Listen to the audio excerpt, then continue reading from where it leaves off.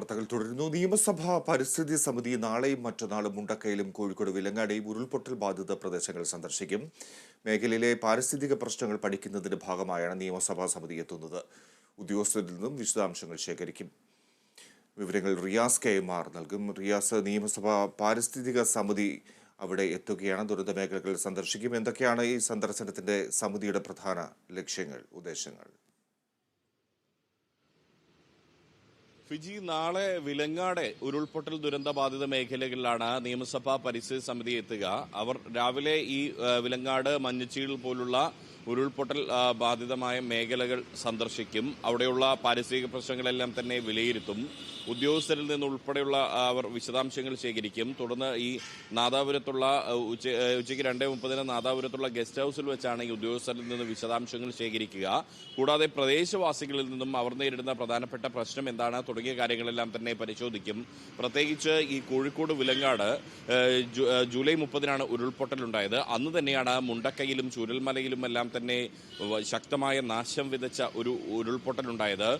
ഏകദേശം അത്ര ഒരു വ്യാപ്തി ഇല്ലെങ്കിൽ കൂടിയും അതിന് സമാനമായ രീതിയിലേക്ക് വ്യാഖ്യാനിക്കാവുന്ന തരത്തിലേക്കുള്ള ദുരന്തം തന്നെയാണ് ഈ വിലങ്ങാട് ഉണ്ടായത്. വിലങ്ങാട് മരണസംഖ്യ 1 മാത്രമായിരുന്നു ഉണ്ടായിരുന്നത്.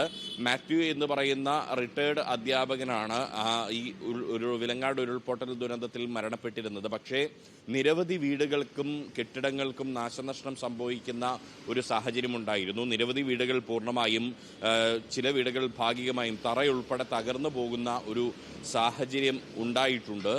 ഈ വിലങ്ങാട് ഉരുൾപൊട്ടൽ ദുരന്തവും വലിയ നാശനഷ്ടമാണ് ഉണ്ടാക്കിയത്. നിരവധി സ്വത്തുക്കൾക്ക്, വസ്തുവകകൾക്കെല്ലാം തന്നെ വലിയ നാശനഷ്ടം സംഭവിച്ചിരുന്നു. അതിന് പിന്നാലെ ഇന്നലെ ഈ വിലങ്ങാട് അതിശക്തമായ മഴയുണ്ടാവുകയും മലവെള്ളപ്പാച്ചിലും വീണ്ടും ഈ ഉരുൾപൊട്ടലുണ്ടായ മഞ്ഞച്ചീൽ പ്രദേശത്ത് ഉരുൾപൊട്ടലുണ്ടായ ഭാഗത്ത് അവിടെ മണ്ണിടിച്ചിലുണ്ടാകുന്ന സാഹചര്യമുണ്ടായിരുന്നു. ഇന്നലെ വിലങ്ങാട് ടൗൺ പാലമെല്ലാം തന്നെ വെള്ളം നിറഞ്ഞ് കവിയുന്ന ഒരു സാഹചര്യമുണ്ടായിരുന്നു. ജനങ്ങൾ വലിയൊരു ആശങ്കയോടുകൂടിയാണ് കഴിയുന്നത്. ഈ ജനങ്ങളുടെ ഭയാശങ്ക അകറ്റണമെങ്കിൽ കൃത്യമായ പാരിസ്ഥിതിക പഠനം നടക്കേണ്ടതുണ്ട്. അതിൻ്റെ ഭാഗമായാണ് നിയമസഭാ പരിസ്ഥിതി സമിതി നാളെ വിലങ്ങാട് എത്തുന്നത്. അത് കഴിഞ്ഞ് മറ്റന്നാളാണ് വയനാട്ടിലെ മുണ്ടക്കയിലെയും ചൂരൽമലയിലെയും പുഞ്ചിരിമട്ടത്തെയും ഉരുൾപൊട്ടൽ ബാധിത പ്രദേശങ്ങൾ അവർ സന്ദർശിക്കുക. നമുക്കറിയാം, ഇതേ ജൂലൈ 30 തന്നെ വിലങ്ങാട് ഉരുൾപൊട്ടൽ ദുരന്തമുണ്ടായ അതേ ജൂലൈ 30 തന്നെയാണ് വയനാട് മേപ്പാടിയിലെ ഈ മുണ്ടക്കയിലും ഒപ്പം ചൂരൽമലയിലും പുഞ്ചിരിമട്ടത്തുമെല്ലാം വലിയ നാശനഷ്ടം വിതച്ച ഉരുൾപൊട്ടലുണ്ടായിരുന്നത്. അതിൽ ഇപ്പോഴും മരണസംഖ്യ കൃത്യമായി തിട്ടപ്പെടുത്താൻ സാധിച്ചിട്ടില്ല. 500-ലധികം പേരെ നഷ്ടപ്പെട്ടു എന്നുള്ളതാണ്. അവരുടെ പൂർണ്ണമായും ജീവൻ ഇല്ലാതെ തന്നെ അവർ നഷ്ടപ്പെടുന്ന ഒരു സാഹചര്യമുണ്ടായി. നിരവധി പേരെ കാണാതാകുന്ന ഒരു സാഹചര്യമുണ്ടായി. ഇനിയും ആളുകളെ കണ്ടെത്താനുണ്ട്. നിരവധി കെട്ടിടങ്ങളും വീടുകളും തകർന്ന് തരിപ്പണമാകുന്ന ഒരു സ്ഥിതിയുണ്ടായി. ഏകദേശം 300-ലധികം വീടുകൾ തകരുന്ന ഒരു സാഹചര്യമുണ്ടായി.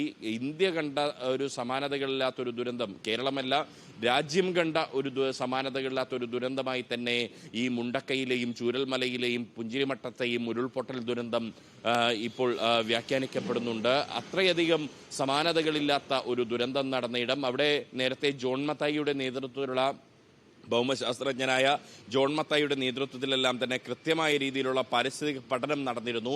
അതിനുമപ്പുറത്തേക്ക് പാരിസ്ഥിതികമായ നിയമനിർമ്മാണം കൊണ്ടുവരേണ്ടത് നിയമസഭ, സാമാജികര് ഉൾപ്പെട്ട നിയമസഭയാണ്. ആ നിയമസഭയുടെ പരിസ്ഥിതി സമിതിയാണ് മറ്റന്നാൾ വയനാടിലെ ഈ ഉരുൾപൊട്ടൽ ബാധിത മേഖലകൾ സന്ദർശിക്കുന്നത്. അതിനുശേഷം കൽപ്പറ്റയിലെ ഗസ്റ്റ് ഹൗസിലായിരിക്കും അവർ യോഗം ചേരുക. അവിടെ നിന്ന് ഉദ്യോഗസ്ഥരിൽ നിന്നും കൃത്യമായ കണക്കുകൾ എടുത്തുകൊണ്ട് പുനരധിവാസ പ്രക്രിയയിൽ പാരിസ്ഥിതികമായ ഇടപെടലുകളിലൂടെ എങ്ങനെയൊക്കെ സാധ്യമാക്കാം എന്ന രീതിയിലുള്ള ഒരു പഠനമായിരിക്കും ഇവർ നടത്തുക എന്നാണ് നമുക്ക് അറിയാൻ സാധിക്കുന്നത്. ഏറ്റവും എടുത്തു പറയേണ്ട ഒരു കാര്യം, ഈ വയനാട് ഉരുൾപൊട്ടൽ ദുരന്തത്തിൽ ഇരയായവർക്ക് അടിയന്തര സഹായധനം സർക്കാർ പ്രഖ്യാപിക്കുകയും അത് ലഭ്യമാക്കുകയും ചെയ്തിരുന്നു. എന്നാൽ വിലങ്ങാട് ഇതുവരെയായി ഒരു അടിയന്തര സഹായധനം പ്രഖ്യാപിച്ചിട്ടില്ല എന്നൊരു ആക്ഷേപം നിലനിൽക്കുന്നുണ്ട്. ഈ ഒരു ഘട്ടത്തിൽ വിലങ്ങാട് കൂടി അടിയന്തര സഹായധനം പ്രഖ്യാപിക്കണം എന്നൊരു ആവശ്യം ഉയർന്നു വരുന്നുമുണ്ട്. ഫിജി, റിയാസി, പുനരധിവാസമാണല്ലോ പ്രധാന പ്രശ്നമായി നിലനിൽക്കുന്നത്. ഇനി അതോടൊപ്പം പുനർനിർമ്മാണവും ഈ പ്രദേശത്ത് എന്തെങ്കിലും തരത്തിൽ നടത്തേണ്ടതുണ്ട്, അല്ലെങ്കിൽ അത് ആശങ്കയുണ്ടാക്കുന്ന, ഭീഷണി ഉണ്ടാക്കുന്ന കാര്യമാണ് എന്നുള്ള ഒരു വിലയിരുത്തലും ഉണ്ട്. അങ്ങനെയെങ്കിൽ ഈ പുനരധിവാസം മറ്റും എങ്ങനെ സാധ്യമാക്കാനാണ് ഉദ്ദേശിക്കുന്നത്?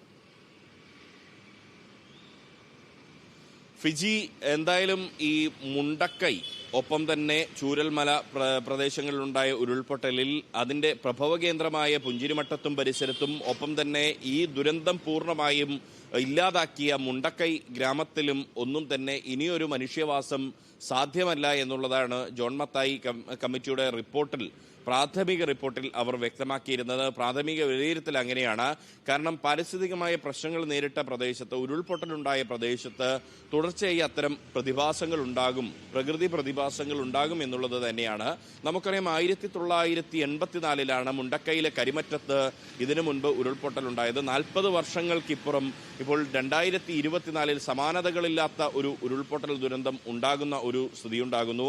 അതിനടുത്തുള്ള പുത്തുമലയിൽ 2019 ഉരുൾപൊട്ടൽ ദുരന്തമുണ്ടാകുന്നു.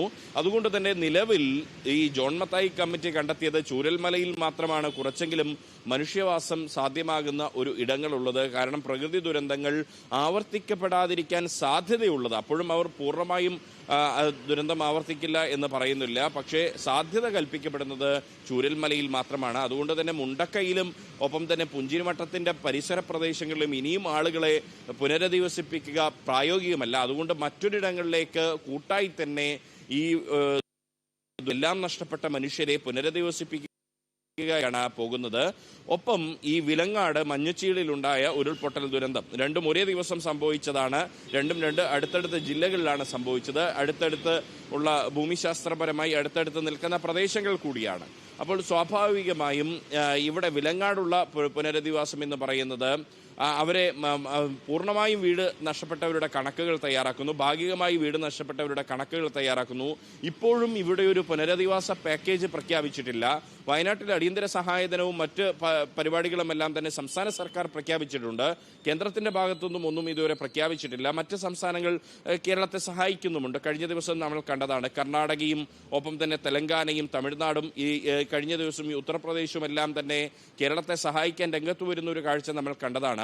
പക്ഷേ കേന്ദ്രത്തിന്റെ ഭാഗത്തു നിന്നുള്ള ഒരു ഇടപെടൽ വയനാടിന്റെ കാര്യത്തിലും ഉണ്ടായിട്ടില്ല. ഒപ്പം വിലങ്ങാട് ഒരു പുനരധിവാസ പാക്കേജ് പ്രഖ്യാപിക്കാനായി സംസ്ഥാന സർക്കാരിന്റെ ഭാഗത്തുനിന്നും കാര്യക്ഷമമായ ഇടപെടൽ ഉണ്ടായിട്ടില്ല.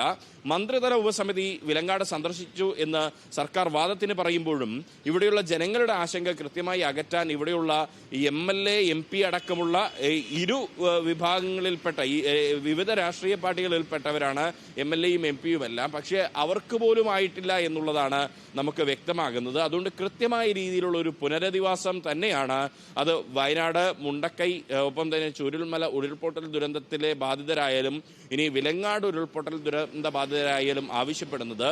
എന്തായാലും ഈ രണ്ട് ഇടങ്ങളിലും താൽക്കാലികമായ പുനരധിവാസ പ്രക്രിയകളെല്ലാം തന്നെ നടന്നു വരികയാണ്. ഈ മുണ്ടക്കൈ ചൂരൽമല ഉരുൾപൊട്ടൽ ദുരന്ത ബാധിതരായ ആളുകളെ വാടക വീടുകളിലേക്കും മറ്റുമായി തന്നെ പുനരധിവസിപ്പിക്കാൻ സാധിച്ചിട്ടുണ്ട്. അവരുടെ പുനരധിവാസം ഇനിയും അന്തിമഘട്ടത്തിലേക്ക് നടന്നുകൊണ്ടിരിക്കുകയാണ്.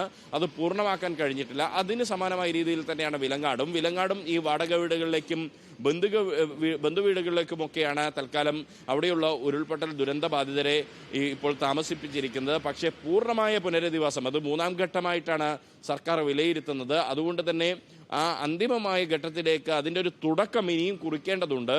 അത്തരം കാര്യങ്ങൾ ഒരുപക്ഷെ ഇനിയും പൊതുസമൂഹം ഉൾപ്പെടെ ഇപ്പോൾ ചർച്ച ചെയ്യപ്പെടാത്ത ഒരു സാഹചര്യമുണ്ട് എന്നുള്ളതൊരു വസ്തുതയാണ്. ആ ഒരു വസ്തുത കണക്കിലെടുത്തുകൊണ്ട് കൃത്യമായ രീതിയിലേക്കുള്ള പുനരധിവാസ പാക്കേജുകൾ നടപ്പാക്കേണ്ട ആവശ്യം രണ്ടിടങ്ങളിലും നടപ്പാക്കേണ്ട ബാധ്യത സംസ്ഥാന സർക്കാരിനുമുണ്ട്, കേന്ദ്ര സർക്കാരിനുമുണ്ട്. ഫിജി. ശരി റിയാസ്.